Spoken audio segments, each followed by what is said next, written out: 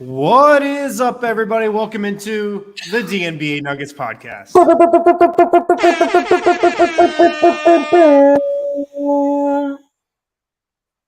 It's the DNBA show. It's the DNVR Nuggets podcast. You can combine them into the same thing if you want. I am Harrison Wind. Next to me is Brendan Vogt. We are presented by DraftKings Sportsbook. Make sure to use the code DNVR when you sign up and download the DraftKings Sportsbook app. There it is.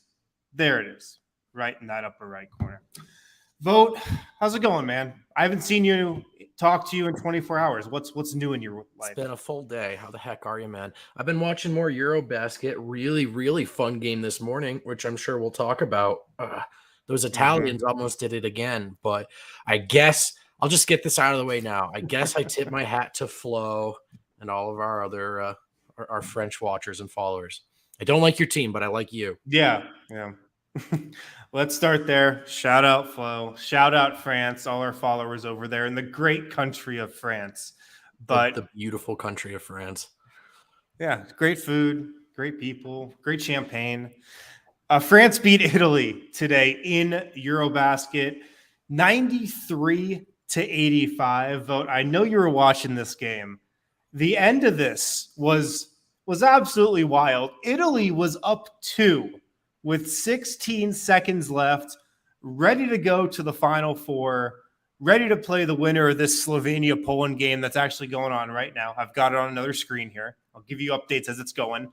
Ready to play the winner of that to go to the EuroBasket Championship. But what happens? Simone Fontecchio, who killed Serbia and is a 90% free throw shooter at EuroBasket, bricks 2 free throws. And then France gets it to OT and then wins in OT, man. Unbelievable. Unbelievable. He also had a shot to seal it after missing those with a layup that he bricked at the buzzer, admittedly a tough one. And they scored 0 points in overtime. 21 points. He had been playing out of his mind. He obviously played out of his mind against Serbia. It was looking like a real coming out party for him. EuroBasket 2022 did not end the way he wanted to. What a game. That French resilience. That's 2 games now, by the way, they've won. Were very capable free throw shooters at the line. Could not get it done. So France survives. Good for them. Good for them. France is going to play the winner of Slovenia-Poland, which just tipped off. Slovenia is up 9-8 early. Look, we've seen Poland play. This should be an easy win for Luka Doncic, Goran Dragic, Vlatko Čančar, and Slovenia. But we'll see. All of these knockout round games, I think, have been pretty close. Just about. Yep. Germany was in a close one with Greece. Spain, 10-point game with Finland. France, Italy was obviously close. So we'll see. But who do you think the favorite is right now, considering I think we know who the Final Four is probably going to be? Germany, Spain, Slovenia, France. I mean, Slovenia, look, they're just coming off a title. They've still got Luka. I think they have to be at least considered heavily. But I don't know if this is as clear cut. The way the Germans are playing in Germany, they're going to be a tough out. It's true. Spain, which it almost seems like it doesn't even matter who's on that roster. They'll find a way to advance. Like, they can't be counted out ever. So they're playing as well as anyone right now. They're so well coached. So I think this thing is wide open. I would say France is the least likely to win it all, but look, it's single elimination. I mean, we've seen it, and they've survived they've been tested and they've survived. Right. So I guess I'll give it to Slovenia, but Germany and Spain are right there. Yeah. The single elimination thing is interesting because it's such a contrast to the NBA. Like, one thing I love about the NBA compared to a lot of other sports leagues out there, mainly just compared to the NFL, is that it seems like the best team always wins. I love that about the NBA. I love that we get, usually in a lot of years, the rightful champion. You have 7-game series all the way throughout. Maybe some of those should be 5 games, a lot of people say, but I actually like the 7-game series. I really just think it leads to the better team advancing in most cases. EuroBasket, though, you're in a March Madness style tournament. Yep. This is single elimination stuff. This leads to a lot of upsets. So maybe the best team isn't going to win. I think after this thing is all said and done, you can make the case that Serbia was actually the best team. You can make the case that Greece was actually the best team. Slovenia, probably the third of that top tier, the only one of those that's still in it. So it's just interesting. In the NBA, I feel like usually the best team wins. In EuroBasket, it's just, you can have an off night and you're out. Yeah, I mean, or just your opponent shoot the lights out. I think about that Minnesota Timberwolves game where Anthony Edwards couldn't miss. Yeah. Like, what if that was the play-in game, right? Where it's right, because that's the perfect example. If Denver plays that team 7 times in the playoffs, I think Jokic figures that out. I'm taking Denver. But on any given game throughout that series, how confident am I that it's Denver? Not. These things can and do happen. So, by the way, lest it sounds like we're taking anything away from whoever survives and advances, we're not. That's the point. Not at all. Of what makes single elimination both amazing and chaotic, in that it allows for teams to just find their best version of their best selves at the right time. And it's not like the NBA. I've seen in NFL and baseball, I've seen bad Giants and Cardinals teams win championships. Like the worst teams in the playoff fields got had at the right time. So you see the value in a series for the team that's heavily favored. Because I think when you come in as an underdog, knowing anything can happen, you play with both a tenacity and a freedom that must be kind of fun to enjoy. Yeah. If Slovenia wins, how much like momentum do you think that gives Luka heading into next season? Because I look at that in 2 ways. One, I feel like he's coming in with a gold medal. This is a lot of the same stuff we talked about with Jokic. You're coming into training camp with a gold medal. You've got the confidence. You've got the swagger. Not that he needs it, but there's just, a different way you walk when you got the gold medal hanging around your neck. We thought that could be the case with Jokic if Serbia won and he came to training camp that way. But I also look at it the other way, where Luka is going to carry his team. He's got Dragic, but he's the key guy. He could carry Slovenia to a gold medal. Then he's got to carry Dallas throughout next regular season without Jalen Brunson. Yeah. Like, I feel like this could be going great for Luka, but it could be a tough regular season, at least at the start for the Dallas Mavs, Yeah, it's a deep run for him after the deepest run he's had, leading into a season where his usage might even go up. So that's a good point.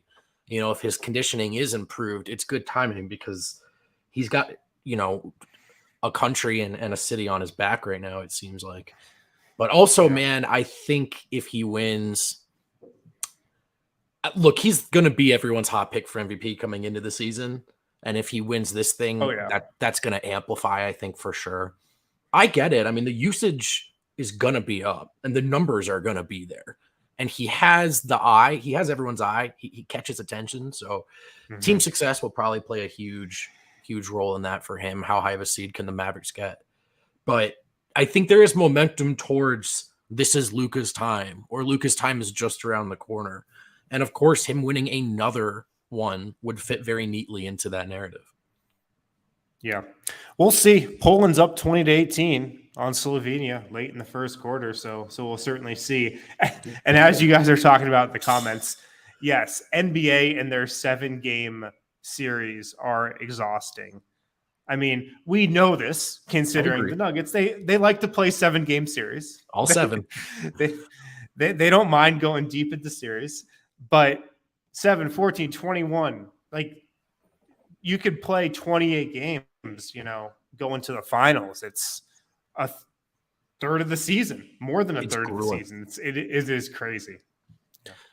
It becomes part of it though, right? So navigating such a long season and such a long postseason, there almost are, especially when you don't have that super team like the Durant S Warriors, some of those questions of just who can outlast even, right? Amongst a pool of people who are all teams who are all good enough, which team gets either the luck or the health or both or whatever. Yeah, absolutely. All right. Well, that's it for the EuroBasket update. We'll see what happens with Slovenia. I'll be checking in throughout the show to give you guys updates. If you're watching live, But let's hit the mailbag. That's going to be the majority of today's show. We got some great questions from you guys. I don't know what order these questions are coming in. Kale's taken that upon himself. He's got all these ready to go. So let's see what we got here. From Ray, we got a serious question, a fun question. Oh. Who do you project to be in competition with Bones for sixth man of the year? And then a fun question, who on the team or at DNVR do you think most likely to be best at bowling? Which one of these do you want to tackle first? Well, the second one has an easier answer. Okay. I hate to say this. I really do. I would be very unsurprised if Adam is a good bowler. It just seems like one of those things he'd be obnoxiously good at, and he'd be quick to tell us that as well. It would definitely be the thing that he would publicly say he's good at. How good is he? That would be the real question, though. Like, it could be, golf 2.0 with him. That's true. That died pretty quick, didn't it? We don't hear about that as much. Yeah. What are you bowled? Are you a bowler at all? I have the physical skills, but not the mental makeup. I'm a front runner. I roll until once I go down, like once I start spiraling, man, it's bad. I have my rhythm, and then if I gutter ball it, I overthink everything. And then I get mad that I'm not as good as I want to be. And it's like, I'm actually not fun to bowl with, is what I'm realizing. I bowled for the first time in years, a couple weeks ago. In years? How'd you Stepped up to the lane, bowled a 170 first game, bowled a 170 right off the bat. Second game, I bowled a 90. So feast or famine for me. Exactly. Yeah, I get that. I relate to that. But I mix them into one game. You being good isn't surprising. I bet RK is good at this. Seems like something he spends time doing. RK's probably got his own ball, is what he does. Yeah. He definitely has his own ball. Best bowler on the Nuggets. I'm just gonna say Jamal Murray. I have a feeling he's just good at bowling. Jamal Murray, Bruce Brown. I know he's a lanes more. Yeah. Maybe KCP too. I know he's into tennis. Like, these just seem like guys who might hit the lanes more than we know, bro. Yeah. And then the other part of Ray's question, the basketball part, who could be in competition for sixth man of the year with Bones? Bones right now is has the fourth lowest odds on DraftKings Sportsbook for sixth man of the year, plus 1,400. The guys ahead of him, Jordan Poole plus 450, Tyler Hero plus 500, Malcolm Brogdon plus 1,200. This feels like Jordan Poole's award to me. Just like the momentum he had last season, how good he was, definitely in the early rounds of the playoffs. I feel like it's his award to lose. I think Spencer Dinwiddie on Dallas, if he comes off the bench, could be interesting because he's going to have to play a big role for those guys. Right. Those are the two I'd look at. That's a good one too, unless he's starting. Like you said, Jordan Poole seems kind of the obvious one to me. He's going to have the flash. He's going to have the highlights. And if he plays well, he'll have the scoring in particular, which gives him an edge over a Brogdon, I think. Oh, yeah. Just the sheer bucket getting, which is really what this award tends to be about. Plus, the Warriors are going to be good again, and there is understandably a large Warriors media machine, as there would and should be. So I would say it's his to lose. I think you framed that right. Yeah, I'm always going to be ridiculously high on Jordan Poole just because of that Nugget series. Yep. I still can't believe how good he was in those first couple games. Me either. All right, Kale, let's go to our next question here. This one comes from another friend of the show, Voya. Oh, I like this question. So, Vogt, did you see the trailer for the Redeem Team documentary that dropped here the last couple of days? I did. I saw it because Voya was texting me about it long before this mailbag question. So I know how he feels. Well, that's where his mind's at. He asked, do you think the new Redeem Team doc will increase the level of interest towards the USA national team, or would it take a big loss again for people to care? And why is that? It's a great question. Good time to drop the trailer, though, for the doc. The U.S. obviously the top executives in USA basketball obviously feeling a little left out of this EuroBasket hype. They want to get in it, or they're riding the high of that. What do you think, Bo? That bronze? I don't think it will. Yeah. I don't really think the Redeem team is sort of like we care in the moment, and then you say like, okay, thanks for like cleaning up the mess. But I don't really feel like we celebrate that team. You know what I mean? I don't think anyone is dying to watch. I mean, I'll watch it if it's in front of me. It's not appointment viewing to me. Mm-hmm. And the loss thing, I think, is it, because it's when something is I mean, it's like Yankees fans watching baseball. Or Lakers fans. Like, you just start to take this stuff for granted. And when you're expected to be number one on paper and on the floor every year, it takes not being that for someone to go, oh, there's something going on over there. We there's pride on the line here for us Americans watching hoop, because the truth is there's not much pride on the line when they are just crushing people in group play of any competition. And you're like, okay, yeah, I know they're better than the other team. So I don't know if this doc will have much traction. And I don't think people are ever going to care about USA hoops, even the same way they will if, let's say, the soccer team makes even just a elimination run round. That's going to get people more invested. Yeah. I don't think it will pique the interest or raise the interest like substantially. First off, it's coming out at a weird time, like October 7th. And I feel like it's going to get lost in the shuffle, just in the lead up to the season. Like, that's in the preseason. There's going to be a lot of other stuff going on then. So just kind of a weird time for it.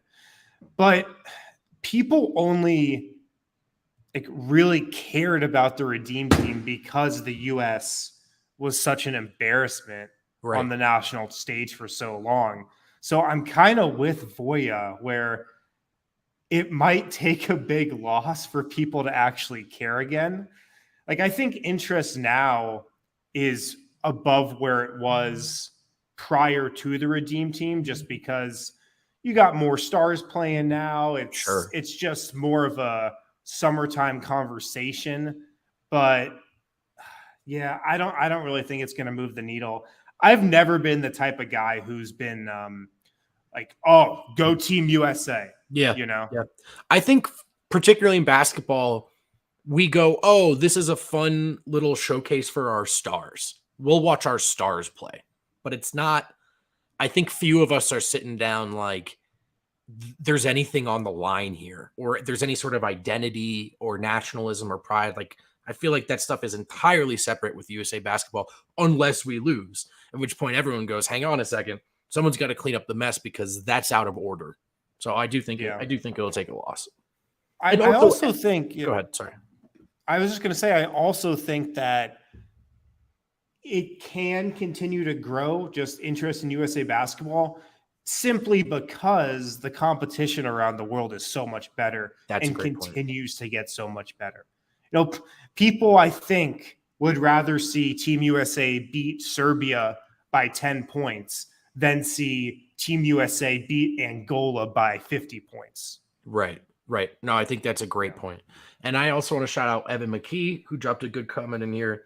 We also don't take any of these events except for the Olympics seriously. Like, we don't look at the roster we just sent to America, right? Is that what it's called? So I don't even know the name. I don't even know what it's called. And I think if there was, like, if the program as a whole treated this as, we'll send younger players that we're developing and we're working on an American style basketball beyond just athleticism. What is our identity, our philosophy? If all of these things were kind of happening, maybe we could follow it as big fans of the sport, but it just kind of seems like wait until Durant's on the team and then it's worth watching. Mm-hmm. Yeah. I mean, it'll be interesting to see who the U.S. brings to the World Cup next year. Are they qualified for that? I don't even know. See, this is what we're talking about. What we're talking about. Like, we are basketball fans and we're not really sure. Yeah. All right, let's move on here, Kale. What do we got up next here? From another homie, Josh Barnett. How long do you realistically think the Nuggets are in a title window? Is it the entirety of our Lord and Savior, Nikola Jokic's contract / Nuggets career. I mean, Jokic, yes, every season that the Nuggets have Nikola Jokic, they will be striving for a championship. That is the goal every single season, that Jokic is on this team and he's playing at the level that he is now. But I mean, we saw last year that Jokic can only get you so far, so I think the window, it coincides with Jamal Murray getting back to who he was pre-ACL.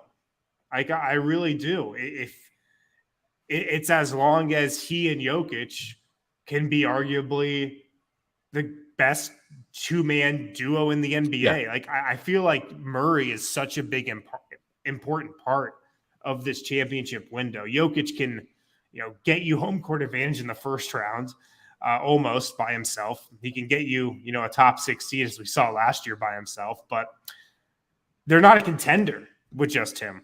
Right. Yeah. I mean, as long as he's there and there's an all-star caliber player, particularly a guard alongside him, I think your window's open. But partial to Murray, I mean, it's much easier and much more fun to just say, as long as those two are here, you have a chance. You got to get some stuff around them. I think we all feel this is the most complete roster they've built, the most airtight roster they've built. But the way I think we've thought about the Bucks for the last, what would you call it, 4 or 5 years, where whether you'd pick them or not, you'd call them contenders, right? Like, they're in the running. And it's just because they're in the mix. And I think Jokic is at that level of floor raiser. So that's kind of how I view it. Let's take a quick break, though, and we've got a lot of good mailbag questions here today. And I want to tell you about our friends at Gametime. When I first moved to Denver, I didn't know anyone. I wasn't sure how to get to games. I wasn't sure how to afford games. I wish I knew about the Gametime Tickets app. It makes going to sports affordable, but also just a little bit more casual. When you're hanging out with a friend and you realize the Rockies game is on or the Nuggets game is happening and you don't have any plans and you want to go, but you haven't had any tickets left yet. That's what the Gametime app is for. The biggest last-minute price drops can be found on the seats you thought that you could never buy. If you want to sit 50-yard line, courtside, behind home plate, floor seats at a concert, it's worth checking when you're checking with Gametime. You won't find a better deal this season on the Denver Nuggets because Gametime is created by the fans for the fans, just like us here at DNVR, and they guarantee the lowest price. If you do love DNVR, you'll love Gametime. That's our guarantee. Best way to support us is by supporting or buying your tickets through the link in the podcast description. So check that link there in the podcast description. Join over 15 million people who have downloaded the Gametime app and score the best seats to all your favorite events. DraftKings Sportsbook is America's top-rated sportsbook. They're also an official sports betting partner of the NFL. This week, new customers can bet just $5 on any football game and get $200 in free bets instantly. That's for new users, but everyone can experience the thrill of DraftKings early win promotion.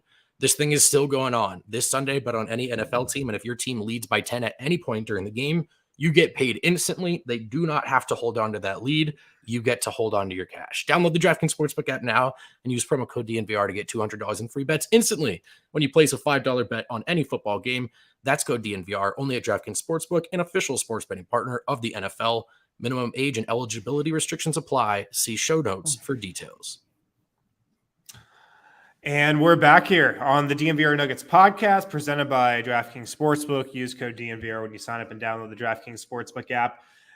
Vogt was talking about it, but Gametime is one of our newest sponsors, guys. And I know there's a lot of options out there when you're buying tickets to sporting events, concerts, shows. Support us and buy your tickets through Gametime. The link's in the YouTube description. It's in the podcast description if you're listening after the live show. But make Gametime, your go-to for buying tickets, sports, concerts, shows. It's really going to help us out. They're a new partner for us, so we're trying to make a good impression with them right off the bat here. All right, Kale, next question. What do we have? Andy Bailey and Lycos. I'm loving these, man. Andy Bailey, another friend of the show. Can I go on the next Serbia trip? And Lycos, our homie in Serbia, who we hung out with a ton when we were over there. Will Ivaka fund my travel to Denver? You know, my answer to this, guys, would be maybe. It's worth asking. Never say never. It's worth asking. I'll say it's on the table. I feel like anything with us can be on the table. Another Serbia trip on the table. People in Serbia coming to Denver on the table. That'd be my answer to that. Yeah. Listen, first of all, Andy, yes, you can come. Lycos, I don't know if we can guarantee, documentary funding for your trip, but I can guarantee you a place to stay and a cool sports bar to hang out at. And we owe you some hospitality. So come through whenever that becomes convenient for you. We've talked about this so much, but when we were in Serbia, we got so many gifts. It's a gift-giving culture over there. We got so much rakia for people. We would have to come to a consensus on what the gift is from Denver, right? That we give to people coming in from Serbia or just from like out of town. An ounce of weed behind you. You're like, my grandpa grew this in his village. Oh, God, is it weed? God damn it. Yeah, just an ounce of kush. Like my grandma grew this herself. Right, because that was the thing with rakia.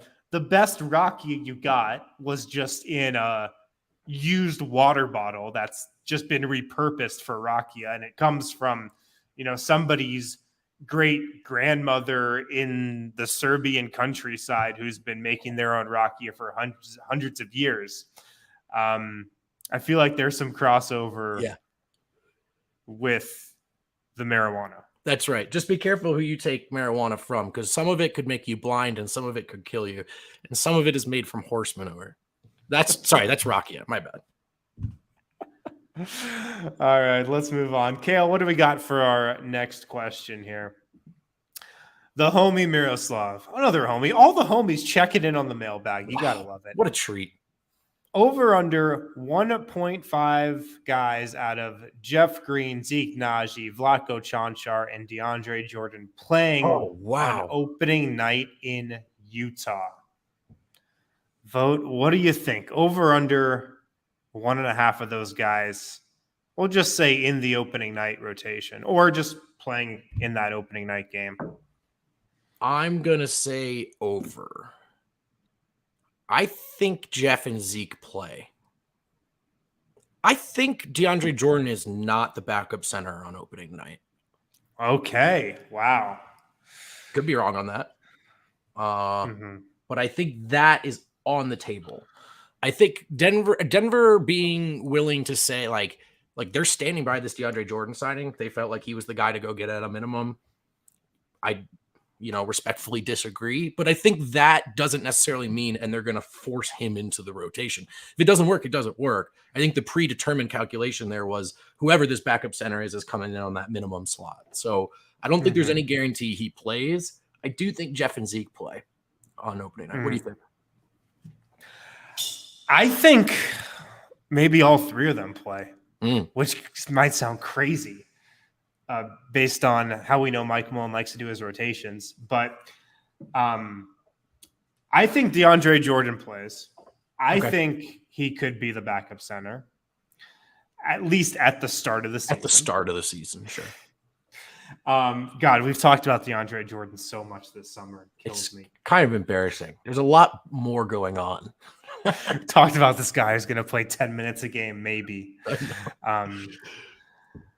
Yeah. I think Jeff Green is definitely playing. He's the guy out of those three I feel most comfortable playing. He's a lock. And then it might be either DeAndre or Zeke, depending on if they go with that small or they do play DeAndre. Yeah. I think Malone's going to – I think Michael Malone – I don't know. This is just my guess. I think Michael Malone wants to play Zeke Naji. I think he's going to try to find a way to give Zeke Naji a chance this season. I think just the sense I get, the summer that I've been hearing Zeke has had, I just think Malone's going to want to give him a legit shot. And giving him minutes on opening night, making that statement, starting the year off that way is a great way to put that into motion. But I also think DeAndre Jordan isn't just like a guy who's never going to take it off his warm up for the team this year. I think he is also going to play. So I think all three of those guys could play. So could play. I'll go over. I'll go over. It's kind of in a weird spot with Zeke because it would be a waste not to play him. Just looking at where he's at on his contract, his career, you got to start really determining what you've got, or at least how you're trying to sell it or what it can get you back. On the flip side, Denver is kind of in a different place in that more important than anything else is putting the very best team on the floor at any given point in time because their ceiling is a championship. So, yeah. But here's the thing. Zeke's also a good player when he plays well that can help you do that. So I think plan A is you play him some, you try. You got to start figuring out what you got, or at least what you could move on from closer to the deadline. Yeah. I think so too. Quick update Vogt. Poland is up 43-29 on Slovenia and going to the line for 2 points, and Luka Doncic is holding his back or his side. This tournament is madness. Poland winning the whole thing would be a hilarious outcome. Just saying. Yeah. Wow, really that's crazy. How's our boy Vlaco doing? 9 points in 13 minutes. He's and this could be one of those intentional fouls. I will say FIBA a little too excited to call the intentional fouls. There's a middle ground. There is a middle ground. Yeah. It's been nice to see this side of the fence, but there's a middle ground for sure. Yeah. No, that's a great question though. From the homie Miroslav. I think all those guys are going to be in the mix throughout the season. Maybe DeAndre is eventually out of the mix, but I think at the beginning of the season, I my prediction is all three of those guys are playing. Yeah, I agree. Also, I wanted to get to a point that Ice Cave guy threw out on Twitter. We should probably stop calling it the Euro foul, seeing as they're not allowed to do it. And it happens in this league. I was like, that's a good point, actually. That's a great point. All right, what do we got next, Kale? OG Mile High fan, player you're most excited to see in person for media day. In person here is, I think, the big couple words because this is Muscle Watch season. I'm excited to see who comes back in really good shape. I guess my answer would be Jamal, just because I'm curious to see how big he looks, you know? In an ACL rehab, you know, you can lift weights, you can get your upper body big. The lower body stuff, the strength you build there comes later, but I'm curious to see how big he looks. I think he's going to look like, you know, he's put on some muscle. That's my prediction, at least. Yeah, Porter, because we haven't seen him in forever, you know. Not just that we haven't talked to him, just haven't seen him, you know. And so how's he walking? How's he moving? I assume it's well.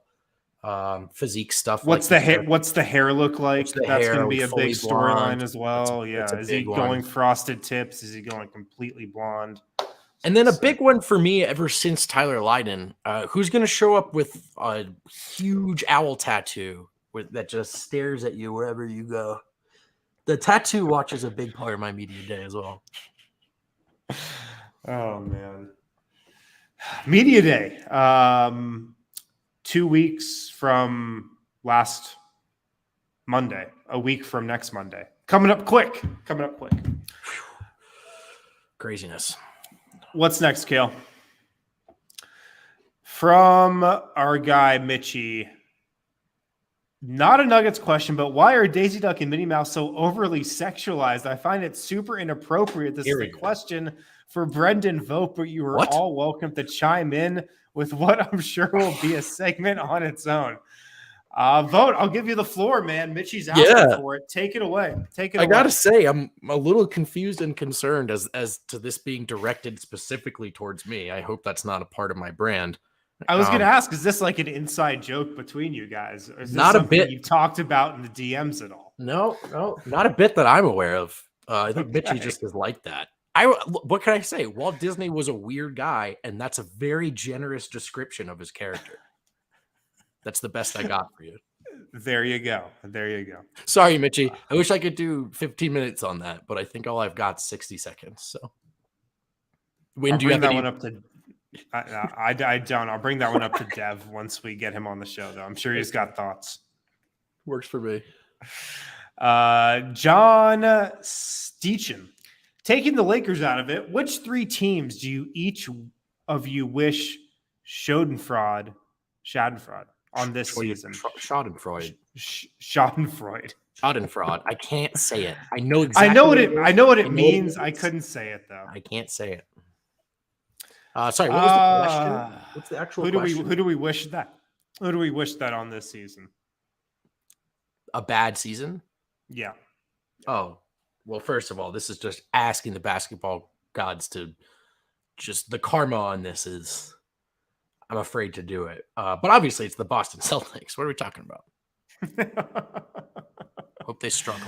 I feel like this bit is going to kill you like by the end of the season. Almost did last year.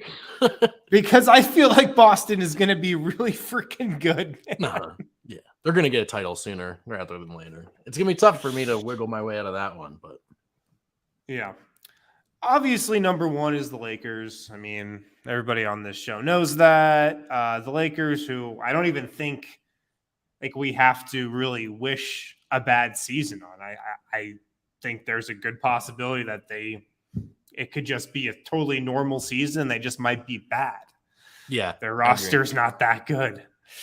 The other team is the Suns for me. Like those are the big two out west, Eastern Conference, whatever. But the Lakers and the Suns for me in the West. I'd love it if both those teams have bad seasons. The one that's difficult though is Minnesota because they're a big Nuggets rival this coming season. They could be the rival, them, the Suns, 1A, 1B. But I also am excited by Minnesota. I like them going all in.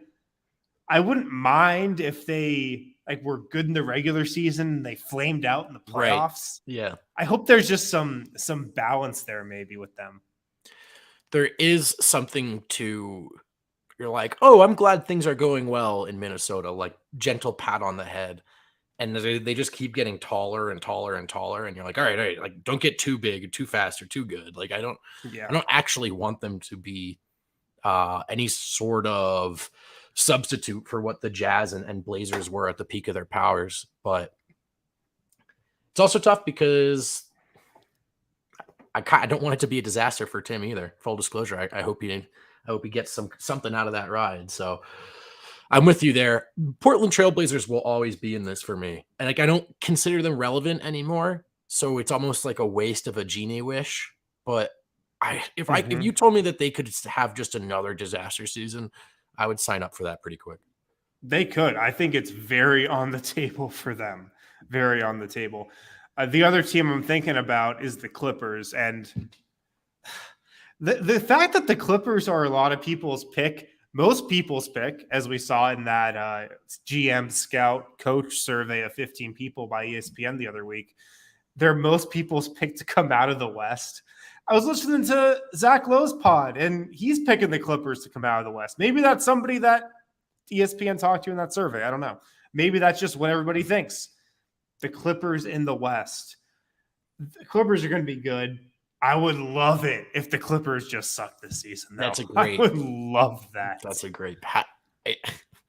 I don't know why because they're not the big bad Lakers, right? It's the Clippers. It's not the Lakers. And yet I still feel myself just hoping that whole thing comes tumbling down. I'm getting a lot out of Paul George disaster classes. I don't know if he deserves that, but that's my truth, and I'm going to speak it. Love it. Let's hit another break. Hit some other questions on the other side here. All righty. We're adding more and more of golf content, golf events into the DNVR fold. Now we've got some golf partnerships as well. How about Pins and Aces, the official golf apparel partner of DNVR? If you want to look like Spence on that course, I can't guarantee you're going to hit the ball like he can, and I can't promise you that you will grow a mullet, but you can get lots of sweet gear with Pins and Aces. We love our Pins and Aces gear. We get tons of compliments on them on and off the course. Family-owned golf apparel business based right here in CO. They make amazing polos, hats, golf bags, and even our favorite beer sleeve, an innovative product that allows you to store 7 beers right inside your golf bag. Got to keep those drinks flowing the entire round. Priorities: golf with the fellas, beer with the fellas. They go hand in hand. Check out pinsandaces.com, or the ladies. You don't have to be fellas to play golf. It's just an expression. Check out pinsandaces.com and use code DNVR to receive 15% off your first order and get free shipping. That's pinsandaces.com. Check them out. Athletic Greens. Athletic Greens is a product and an inanimate object, and yet I still kind of consider it a close friend. It's gotten me through a lot, and I check in with it every day, literally every day, because I don't always have time, but I do want better gut health. I do want more energy. I want that optimized immune system, baby. And I'm not taking 45 vitamins to get there, because all I need is 1 scoop of Athletic Greens, 12 ounces of cold water. I'm getting 75 high-quality vitamins, minerals, whole food source superfoods, probiotics, and adaptogens. It's really easy, and you can feel like you've done what you need to put yourself on a great start to the day.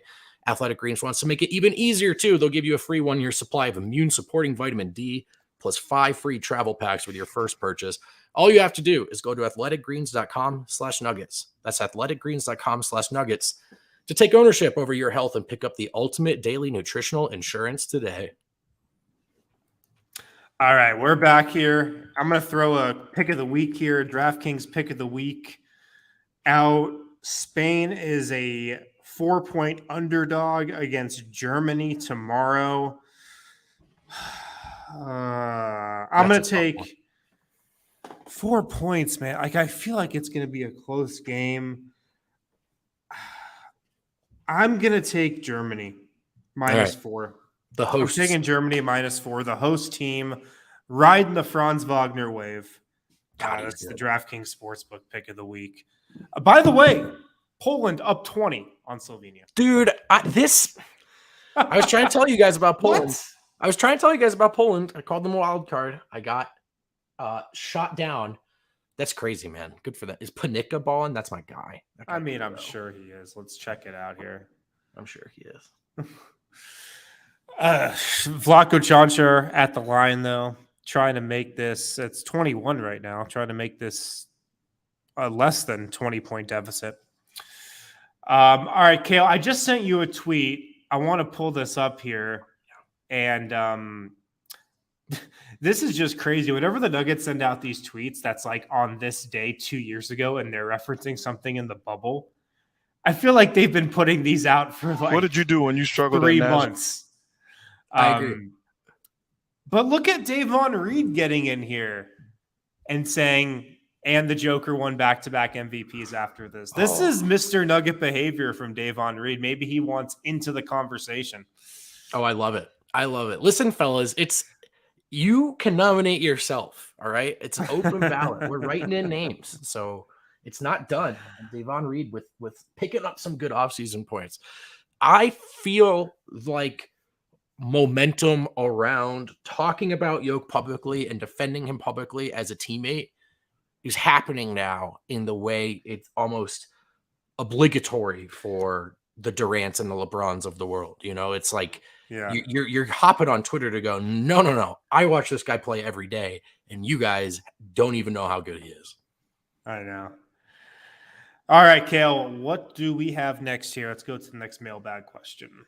13-7-7 in 17 minutes for Panicka. My guy's going off. Wow, that's a Jokic stat line. Right. Oh, on topic, Molly Hunt, update and opinions on the race for Mr. Nugget. Let me say this first on the topic of Mr. Nugget. Obviously, we take this very seriously on this show, maybe too seriously across the entire network. We will be doing a formal, Mr. Nugget coronation. I'll call it that. So it will have a whole show dedicated to it. It will be an official thing when we get to it. I don't know when we'll get to it, but it will definitely be a full thing.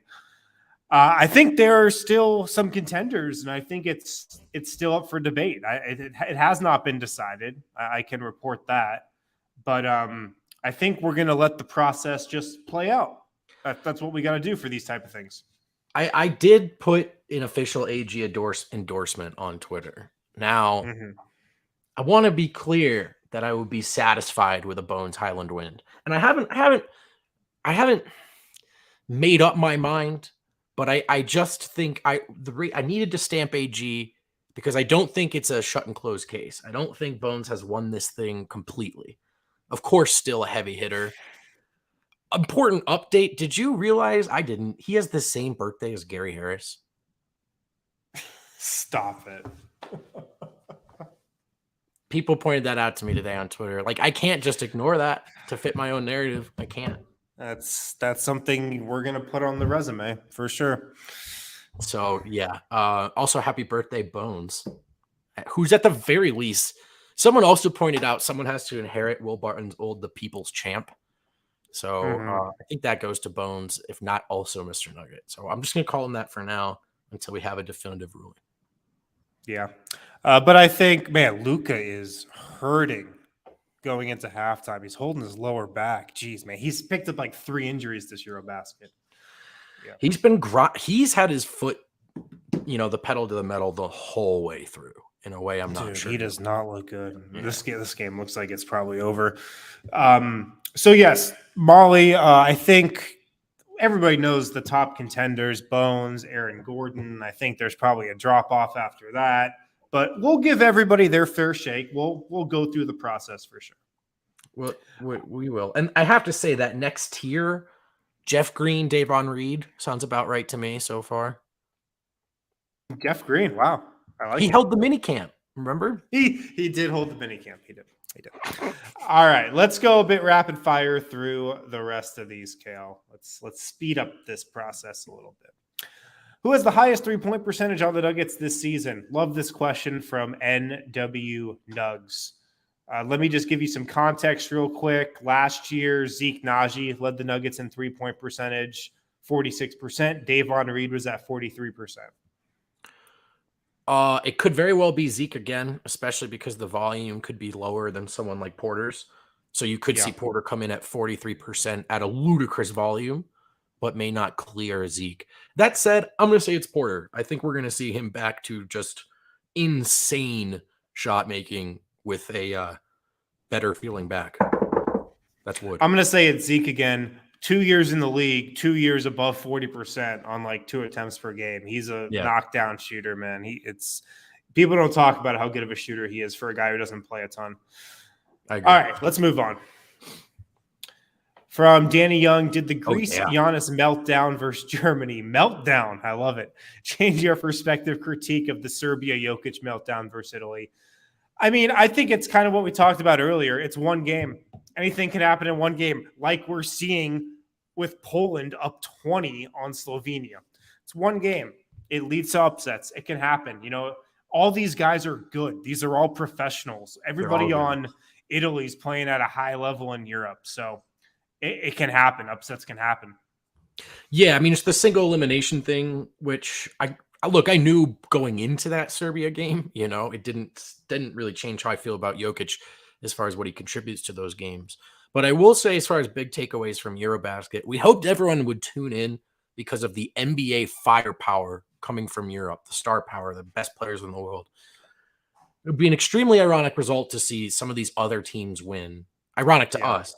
But the message is still the same. It's actually not about the top end talent. The rest of the world is just at a higher level with this game.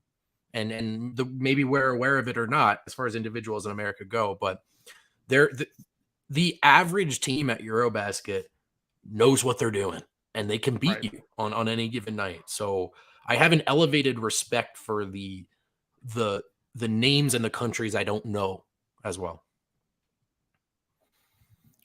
Let's do another one, Cal. No, it is. It does take the sting out a little bit for sure, though. For sure. Giannis lost. Now it looks like Luka's losing, so it does take it out a little bit. Magic Kimura, if all the Nuggets players were in Squid Game, who would be your favorite to come out alive? I never watched Squid Game. I've never seen it. I don't know how it works. I don't know how it works. I'm just going to say Vlatko because he's. Who? Yeah, Vlatko's got to be the answer to some. Who could survive? Just who could survive? Just like a survival of the fittest. Vlatko, sure. I think he's got the combination of smarts and physical strength. That's right, and humility, gentle soul. Really, I think I just want to hang out with Vlatko. Player, tricky. Yeah, I'd say Vlatko. That's a good answer. By the way, Kale, Voya thinks we're cowards for not putting the barf emoji in his mailbag graphic. Just wanted to relay that. I tried to transfer it. It didn't transfer. Yeah, it just didn't. Sorry. Kale says in the comments that the answer to this question is Jokic. He's probably right. It's always Jokic. Yeah. Revenge Jokic asked, do you think this EuroBasket experience will help brace Jokic for this year's title playoff run? If so, in what ways?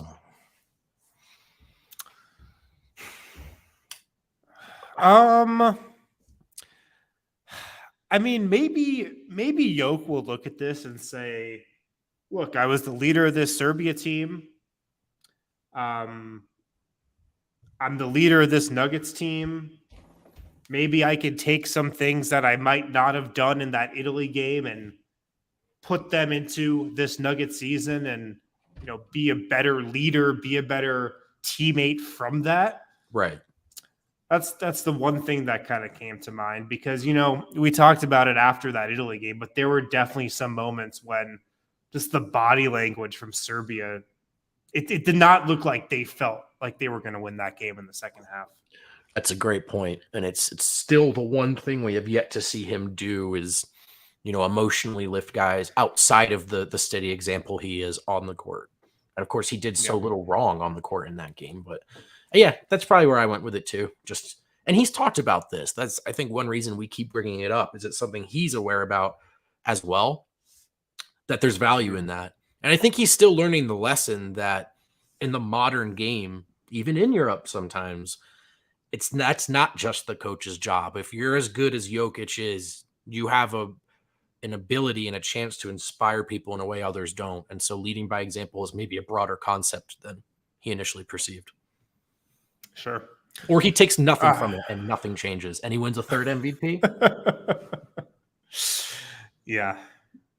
We'll see. I'm interested to see the mindset that he comes into training camp with though, because he's obviously, this was the first regular offseason that the NBA has had in 3 years, but it's the first offseason where he's been playing in organized competition.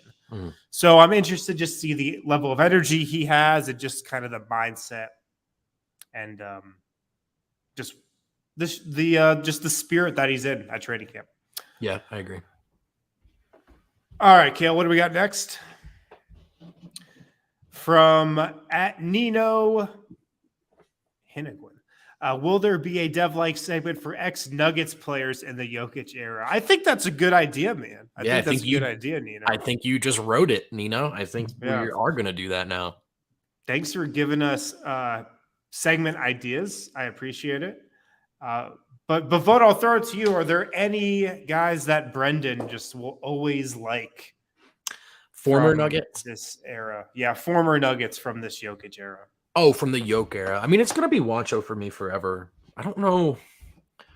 I still claim him in a way that it doesn't make any sense when you think about the math on the time, how long he's been gone and what he really contributed.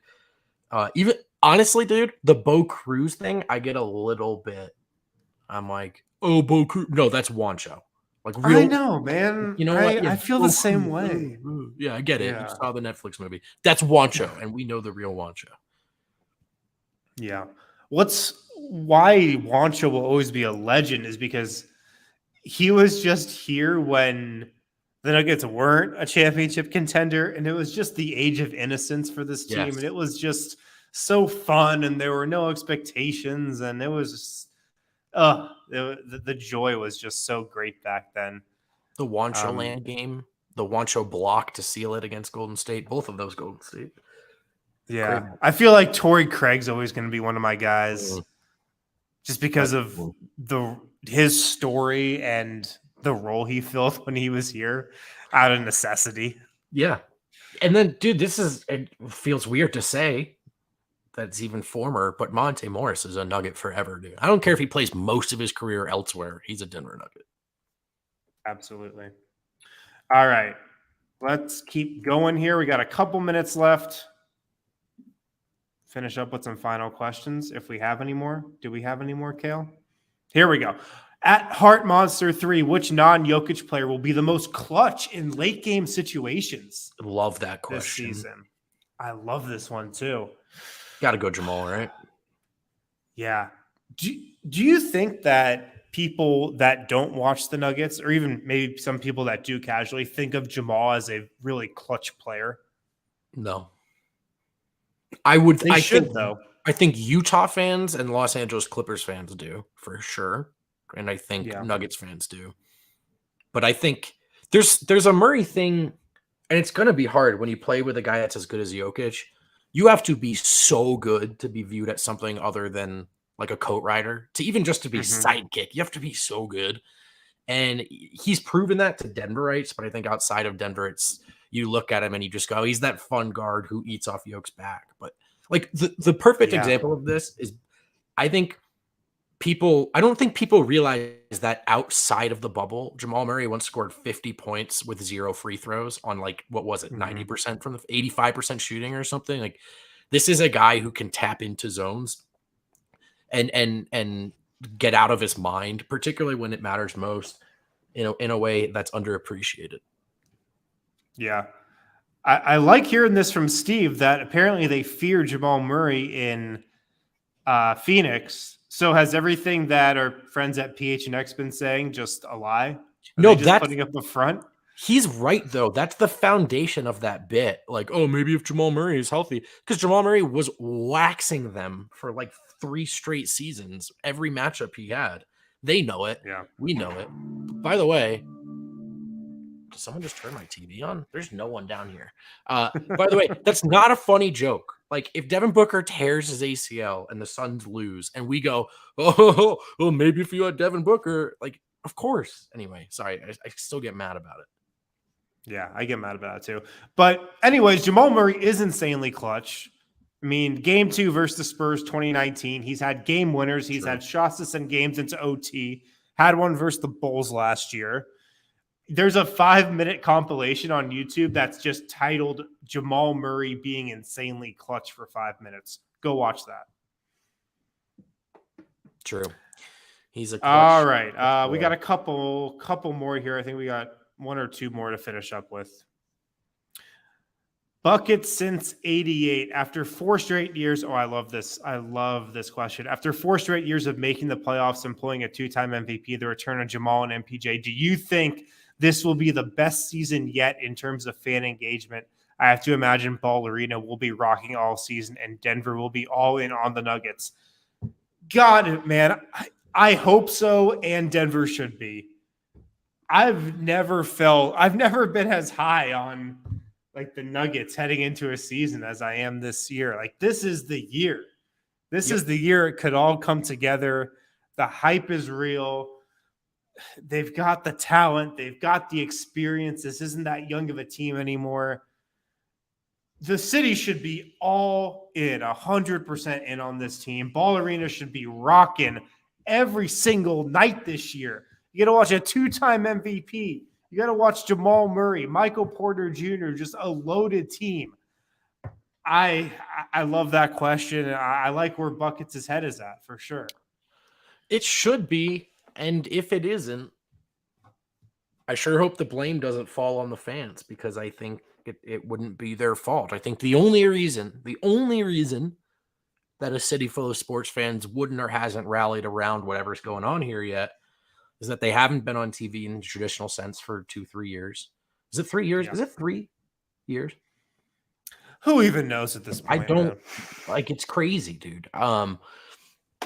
And just a failure to really capture that momentum at all. Again, we've talked about this. It extends beyond the TV things. How many murals do you see? How much merch do you see? How much Nuggets fandom is not intertwined with being a Denverite in any way. So it should be. And if it's not, I blame ownership. Yep. Getting the Nuggets back on TV would be nice. There's just been no updates on that front. Yeah, that's good. Yep. Maybe we'll get to talk to Josh in 2 years. Yeah. There's just been nothing. Great. All right. This from Sailaruva. Will the Nuggets trade for an all-star player in the near future, and who could it be? Probably not. I think this is the team. Look, things can change quick in the NBA. We know that. But like Nikola Jokic isn't going anywhere no matter what happens, I don't think. Could like Jamal Murray be traded? Could Michael Porter Jr. be traded in a couple years based on what happens this season? Yeah, because you just never know how things are going to go. The likelihood is probably that this is going to be at the core, though. Right. I would think. Yeah, and if you are going to get another superstar, that happens probably via Porter. And for that to happen, you need a couple seasons of building his value back up anyway. But I think plan A is to just win with this group because this group is good enough. And I think they've addressed enough concerns with the roster that, look, we'll do it at trade deadline time and we'll do it next offseason. But I'm almost bored with hypotheticals. Like, I just want to see them go out and play and win it because they've got enough. And I think this group has enough. So maybe but I think they just believe they've got guys who can play at a superstar level on the floor with Jokic. And that's really all that matters. Yep. They've got the roster. They've got the talent this year. They've got the depth, the experience. So this is the year. I think that's it. I think that's all the questions we've got for today. Thank you guys for listening. Thank you guys for tuning in.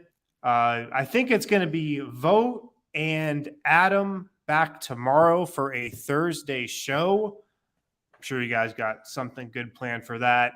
A little bit of personal news. This is my last show from an undisclosed location. Oh, that's great. Are you coming back? I'll be back in the studio, back in the office with you guys next week.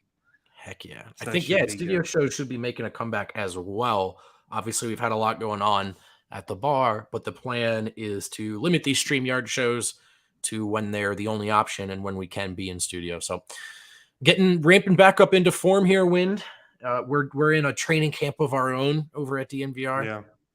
I'm ready. We also had a big meeting this morning. Big planning meeting. Oh, that's right. At DNVR. Big meeting people here. Big day for a meeting here at DNVR. Thanks for tuning in, guys. If you haven't, hit that like button. If you're watching live, smash that like button. If you haven't, it takes not even a second. It takes half a second.